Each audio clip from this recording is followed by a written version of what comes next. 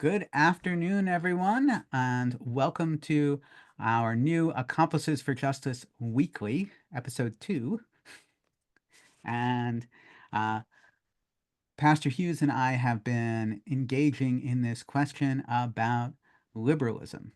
And we got started on this last week when we began to talk about DEI and its uh, less than stunning victories for making society better.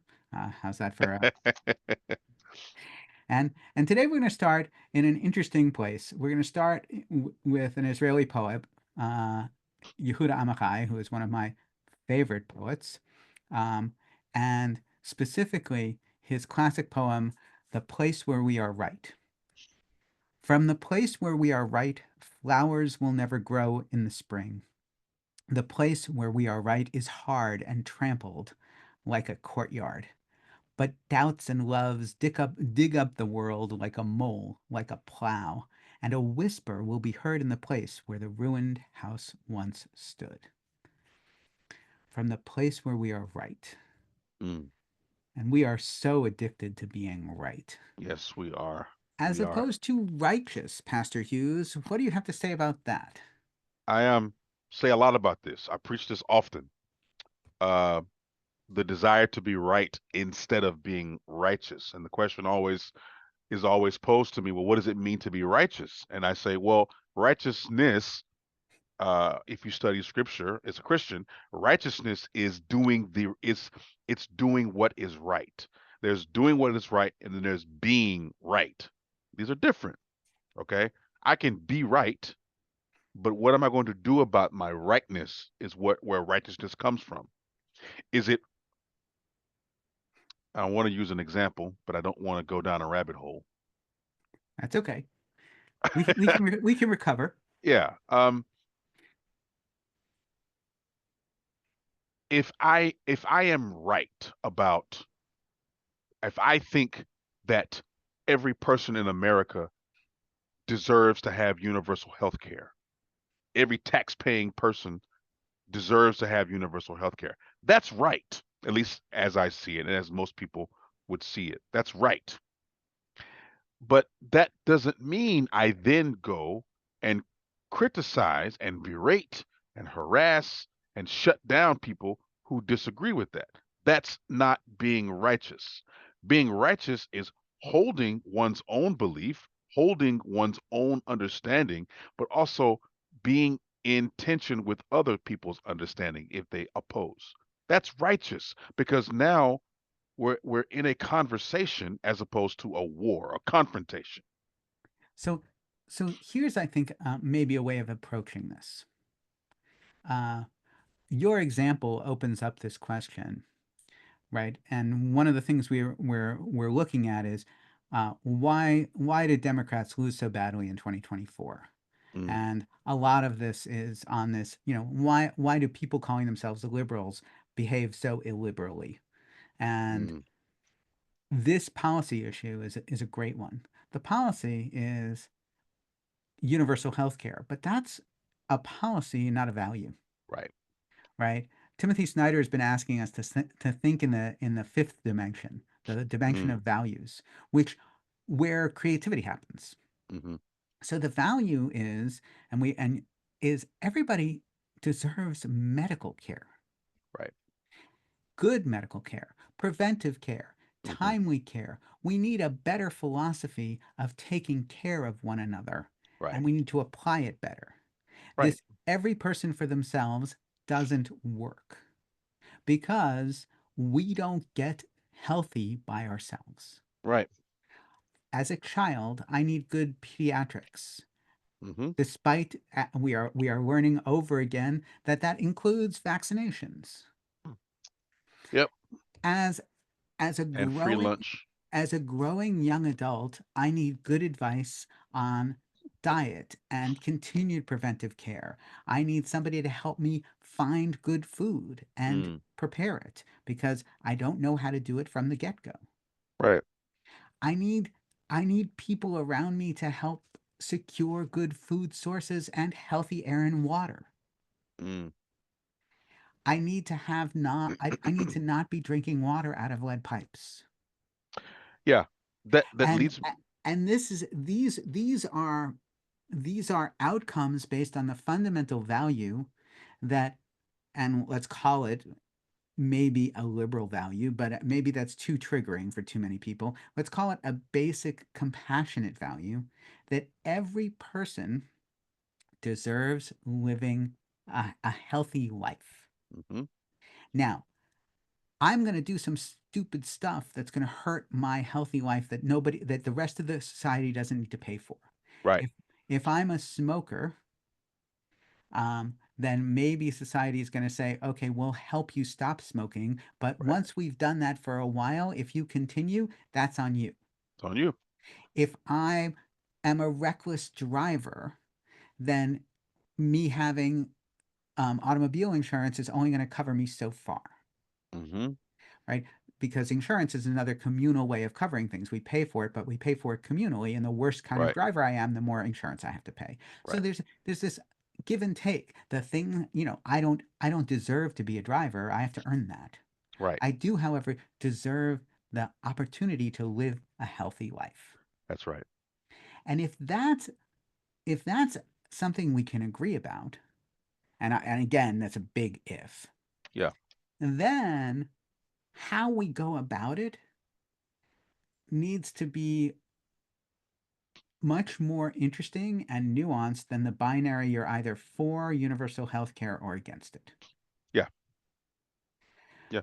Because the subsequent implications of being for universal health care means I'm against all my friends who work in health insurance having jobs. That's right. That's the polarizing effect that is just tearing us apart. Everything is polarized. Something that Dave Chappelle said, it's okay to have an opinion, but when that opinion tears you away from your neighbor, then that's bad. I mean, we should be in a position, we should be at a place where we can disagree about something, but that disagreement should not drive a wedge between us, right? We've talked about this a lot. We've talked about politics with a soul, okay? Mm, Policy with a soul. Um, and I think this example of universal health care is another example of how our current healthcare system has no soul. It has no soul. Our current economic system has no soul, right? To say that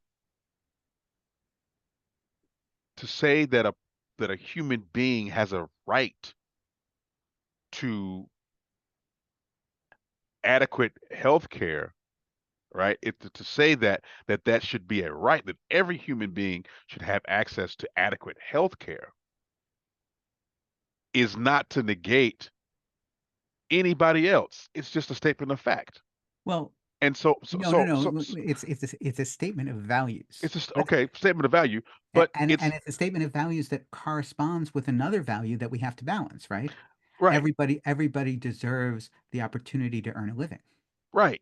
But the thing is, the right response to that, if you disagree, the right response is, how do you approach that value then? Right?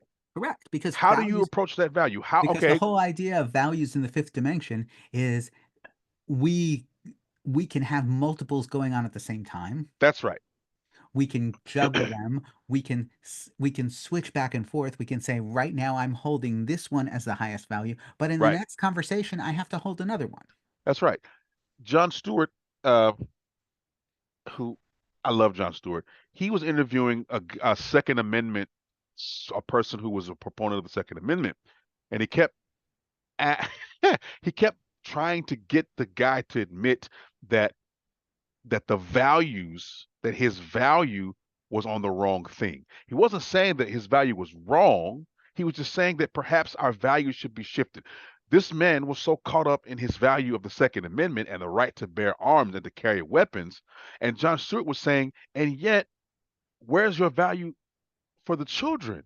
Because according to the statistics, more children are killed by gun violence than anything, than the measles, mumps, flu, Anything. SIDS, anything. It's the number one killer of children in America, and this is guns. And he said half of those deaths are accidents. You know what I mean? Like literally accidents. He got into the Right, which, cabinet. which means how are you upholding the value of freedom to bear arms with the other value of responsible gun ownership? Exactly. And so the guy, and I can't think of the man's name. And so I found it interesting that his pushback had nothing to do with valuing the children. It was all about defending, right? And this is exactly what Democrats are doing now.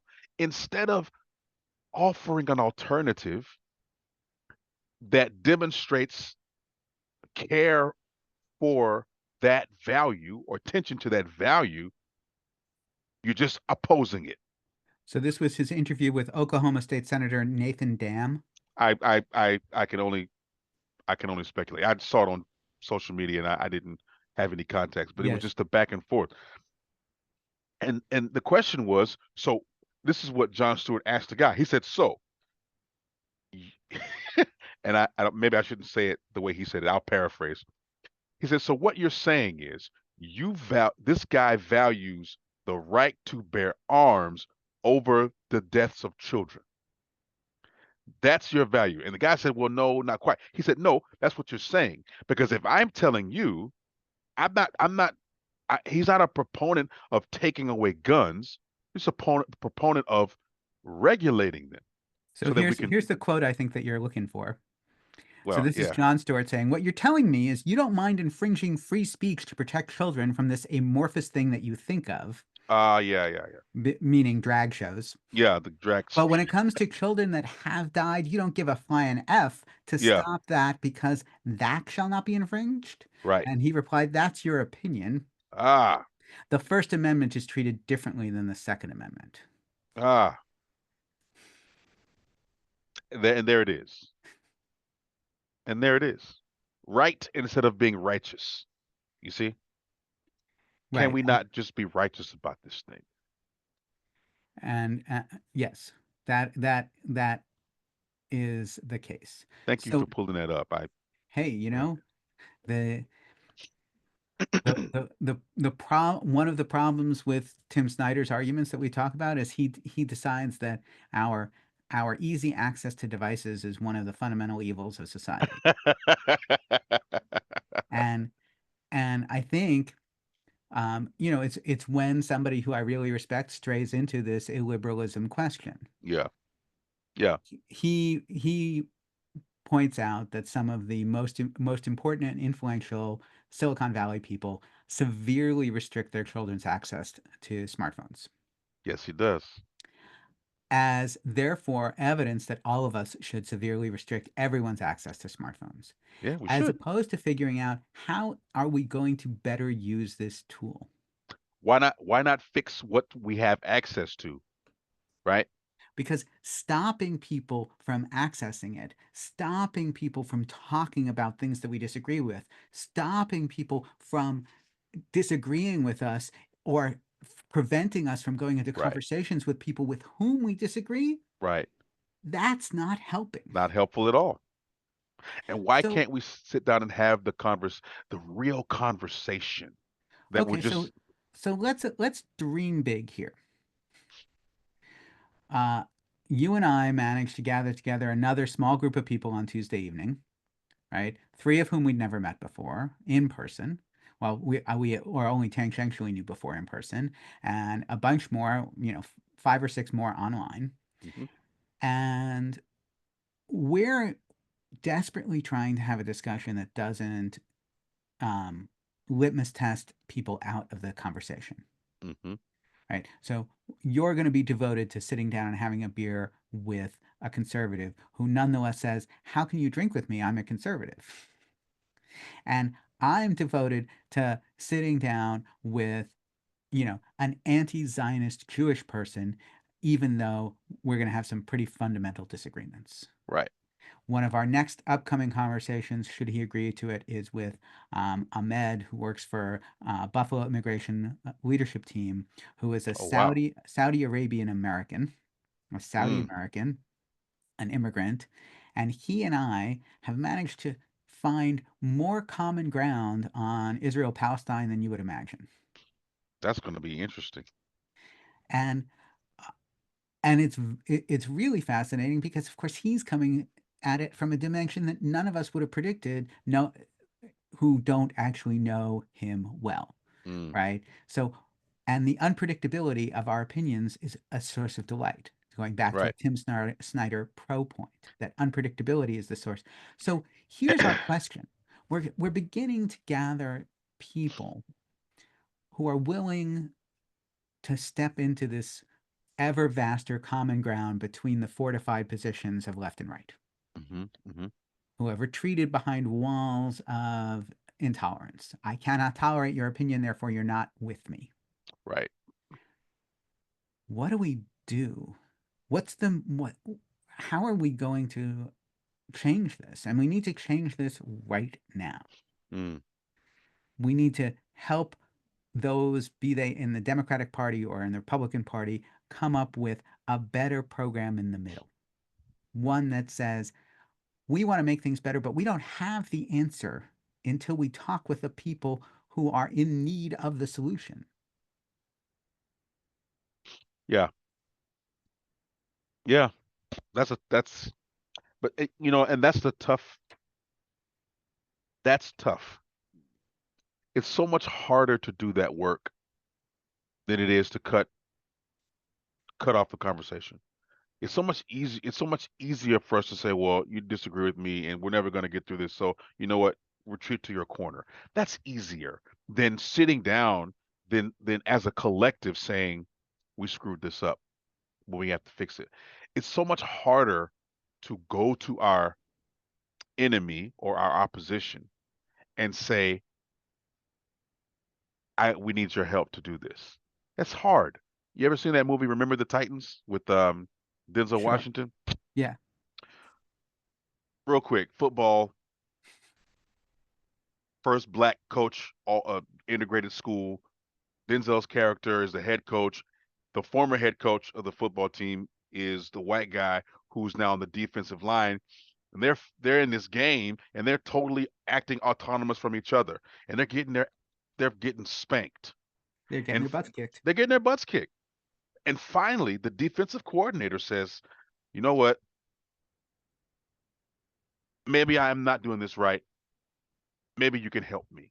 And they Mhm. come together, and in mid game, they turn it around. They Right. needed each other. They still disagreed with each other. They still had oppositions. They still had different ways of approaching the game, but they realized that the only way they're going to win a game is that they work together. And they put aside some of those barriers and learn to work together with each other. And that's the same thing that we have to do. And that's hard. Well, Unfortunately, but it might take us losing a couple of games. there are a number of ways into this though. One of them is uh, there's a there's a design theory in organizational development called appreciative inquiry, Mm. right? And this is all in was vogue for a while about how we do, Appreciative inquiry. yeah, Hmm. how we do team building, right? So instead of like doing a SWOT analysis, right? Strengths, weaknesses, Hmm. opportunities, threats, we look at challenges and opportunities. We Mm. don't, we don't, we don't, we want to focus on what works. So Hmm. one of one of the challenges we're all facing now is when we make the federal government into a villain, what we've done is we've made everybody who works for the federal government into a potential enemy. That's right. And the federal government is just us. It's filled with people really trying to do good jobs. Hmm. It is not filled with people who are getting rich off of tax money. Right. That, who are doing nothing and sitting and pushing papers and, That's right. That's right. For the taking most long part. lunches. Right. That's not, so we need to start with a non-adversarial approach, a constructive approach, a collaborative approach to the Hmm. people with whom we need to work. And we need to say, hey, you know what the federal government has done? The federal government means that many of us, if not all of us, actually drink clean water. Mm. It it took a situation where the Cuyahoga River in Cleveland was on effing fire in the early Mm, 70s. The mm, river was burning and turned it around, and Lake Erie is now clean water. mm-hmm. And Cleveland and Buffalo have clean water sources in Lake Right. Erie. And Right. now the Great Lakes are the envy of the world in terms of freshwater sources. That was done by the federal government. It was done by Yeah. Richard Nixon. Yeah. Yeah. And unfortunately, it took the river being burning for them to realize that something needed to be done. Well, but then we looked at air and air pollution. And then we looked at lead in gasoline Right. and in paint. And we That's right. saw all these ways that we might be able to live better together. Yeah. Now, we've gone too far. Ezra Klein recently has come out with a book, and his sample issue is high-speed rail in California. Mm, So Jerry Brown, Governor Brown, tried to bring high-speed rail to California the first time he was governor in the mm-hmm. 80s. Mm-hmm. High-speed rail has existed in the rest of the world since the 60s. Yeah. This is Yeah. not newfangled go to the moon No. technology. Not No. that go to the moon technology is new either, but Right. uh, but and here we are. The the cost estimates from 19 from the mid 80s to the 2020s for any sort of high-speed rail project connecting big cities in California has increased by hundreds of times. Mm-hmm. So when we talk about clean air and clean water, we also talk about the regulations that prevent us from doing things that damage that, which get in the way of us doing things like high-speed rail. Why can the Chinese build high-speed rail? It's because they don't care who they kick out and what they do to the environment when they're doing it. Hmm. So it happens quickly. Infrastructure projects are very quick if we don't care which neighborhood we bulldoze when we put in an We interstate. put it in exactly. That being said, having we now have been captured by special interests so that big business can make money every single step of the way. There is Mm-hmm. no federalized building project that isn't outsourced to private business, Yep. whether it's an aircraft carrier or a state park. Yep. And so we have grown addicted to entrepreneurialism, which is another one of Tim Snyder's points that whenever we take a value and we make it the most important value at the expense of all others, we end up with no values at all. I kind of feel like that's capitalism. I mean, that's what capitalism does, right? Um, it takes it monetizes everything so that the value of a thing is less than the money that it makes. Like, who cares? As long as it makes us money. That's capitalism, right? We could Well, have high speed rail if we weren't so dependent on the money that we make from oil and gas, right? well, actually, it's worse than that. So the way we see capitalism working right now is that it's only some people who get to benefit from it, even when something is already making money. So the national park system, for example, right? Mm-hmm. The national park system makes a ton of money for the federal government. Mm-hmm. However, the money that it's recorded as making is not seen. It's like somebody who is a billionaire who is trying to cut costs doesn't actually look at both sides of the balance sheet. He's Mm-hmm. only looking at the expense side. Okay. So he sees on the expense side of the sheet, we spend a ton of money on national parks. He Right. doesn't see on the income side of the sheet Right. that it's pulling in 10 times that amount of revenue. Right. Right. So it turns out national parks are actually a great capitalist They project are because good we revenue like stream. nature. We Yeah. like nature that's preserved. We like nature where there are park rangers who know how to prevent forest fires and Mm-hmm. keep us out of the way of grizzly bears. Mm-hmm. I've been on a trail where I've seen a grizzly. That kind of That's adrenaline rush that's pretty scary. is not the part of is not like a central part of most people's vacation. Right. That's not that's not what you want to see when you want to go hike and see the terrain around you, the view, the vista. Right. Hi. When I go to Mount Baker National Wilderness, God willing, someday with my kids, I really don't want to be worried about them being mauled by a grizzly mama. That's right. So we we interact with nature for a long time in this country with an understanding that we have to have a relationship, we need to invest in that relationship, and it turns out we can actually all benefit and even financially benefit for the country from it. But that type of complicated thinking is too hard for most people. So what we're facing is a crisis of complexity. Everybody wants a simple answer to complicated questions, and the fact of the matter is there is no such thing as a question of substance that isn't complicated. Hmm. So as soon as we take a hard line, we've cut out the nuance. Mm.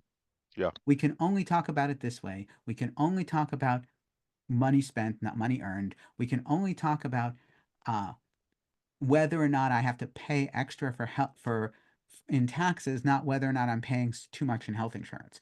All of these Right. things come down to black and whites, and you and I talked about this. When we reduce something to a black and white, which we do, we have to because there's too much to decide on. The Yeah, it's complexity is true. overwhelming. Yeah. So we need to figure out how to warmly and compassionately enter into, boundless complexity and support each other in sifting through it with Yeah. and simplifying it enough so that we can make value-based decisions. We have to have a soul. I keep saying I'll keep coming back to that. I mean, I'm with you having 100%. a soul solves a lot of that. Um, So what do if you you mean by that? What's the difference between showing up in a conversation with a soul or without a soul? Well, when you show up to a conversation with a soul, you acknowledge that the person you're in a conversation with has a soul as well, and we both have souls, and we're both sentient beings, and the connotation that comes with that, right? The respect and the dignity that comes with that. When you have no soul, then the souls of other people don't matter. And so when you're into the conversation, you don't care. There's no what's your value? If you don't value life, if you don't value the other person's soul because you have none, then what's the value? What are we talking about? What are we what And are we, if we what are we don't coming together if on? we don't show up to a conversation with a soul, we're not showing up at all. We're not showing up at all. We have already closed the door on the Yeah. conversation. And everything becomes transactional and everything becomes about profit, right? But when you approach it with the soul, you understand where the true value is. So Life, our health, this is the most valuable thing. It's our most valuable resource as a nation, as a species. And that should always be the bottom line for every conversation, politics, economics, all of it, medical, healthcare. It should all come down to how is this impacting the people? so That's yeah. I'm going to push back a little bit. I think we can be transactional with soul too. Of course we can. No, And yeah, and of and, course we and can. I think we need to figure out how to do that because Well, I yeah. think we need to reclaim the soul of capitalism. Yes, that's all I'm saying. I'm saying capitalism is great. Socialism is great. All of it's fine if you have a soul, right? If you have a soul, if you have a conversation about capitalism with a soul, if you engage in free market enterprise with a soul, okay? And understand and what's I'm not going to give you I'm going to give you this loan because I know that this loan is going to help you accumulate wealth. And when you have wealth, then the economy grows. And when the economy grows, the nation becomes great. That's a soul. No soul says, there's no way I'm going to pay you. So I'm going to hike it up. I'm going to blow it up. And you're never going to pay that back. And and so that's not having a soul because we much rather cash out. Let's just cash out, as they say. Let's ball out. Ball out of control. Yeah, the market will crash. Yeah, it's gonna blow the market, the housing bubble is gonna pop, but I'm gonna get mine burst. I'm going to pocket this money. I'm going to make as much money as I can. I'm going to buy a super yacht. And then when it does explode, I'll be in international waters. No soul. And a total denial of the interconnection of everything, Right. because international waters are no escape. No. New Zealand is no escape. Right.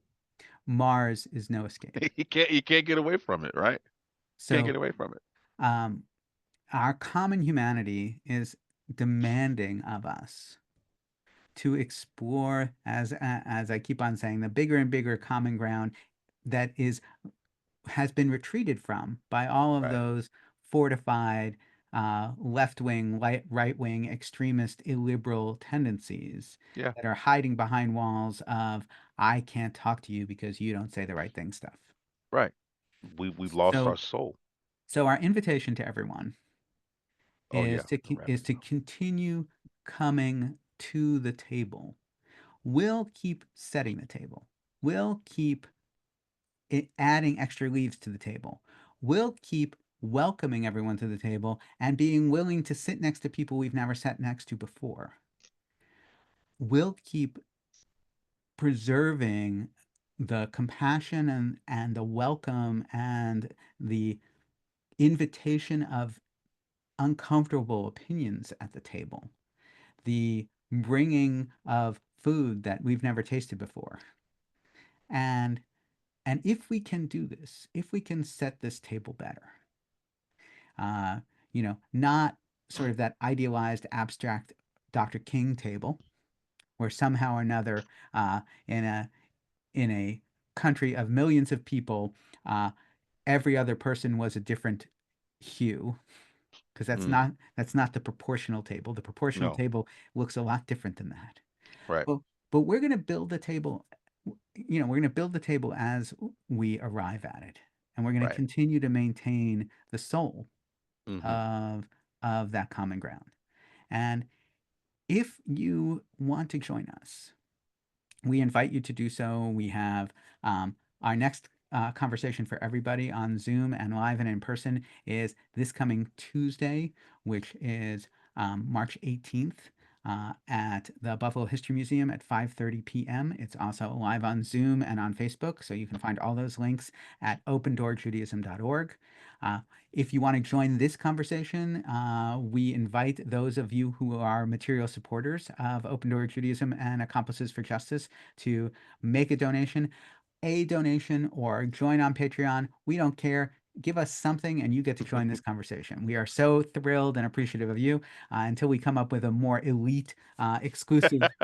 That's the only barrier to entry. Uh, we are so grateful to those of you who have already, come to the table and supported us. And we look forward to figuring out, especially in our On Freedom conversations, what comes next. We're going to do our best to be here at 12:30 on Thursdays most of the time. And for half an hour, if you have a topic that you want us to talk about, send it to us.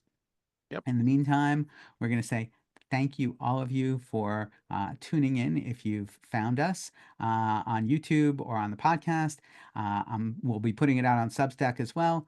Let us know how you want to see, hear, or interact with us, and come and join us and build that common ground together. Thank you, Pastor Hughes. Thank you. I'm going to stop the live stream and stop the recording. There we go.